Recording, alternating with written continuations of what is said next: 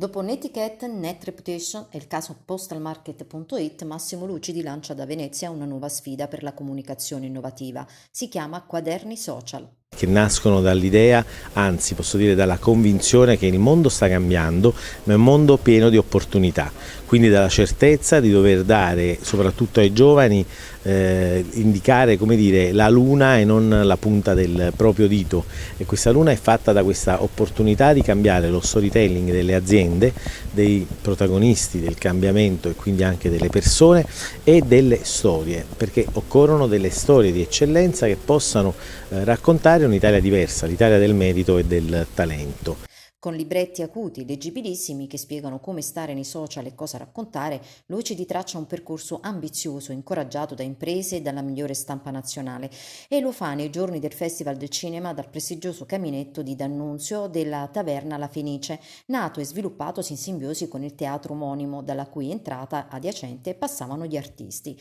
Il locale diventa a tutti gli effetti un ristorante nel 1860, ma era rinomato soprattutto per l'angolo bar aperto fino a tarda notte. Oggi la taverna rappresenta un'alternativa allettante e raffinata, dove poter gustare ricette tradizionali e salutari, ma anche bere semplicemente un buon calice di vino comodamente adagiati in un salotto on the road che arreda uno dei tanti angoli suggestivi di Venezia. Qui la cucina si basa soprattutto sulle tradizioni della storica città lagunare, ma è arricchita da nuovi accostamenti a seconda delle stagioni, con l'uso di prodotti nostrani, dalla selvaggina agli asparagi e al radicchio.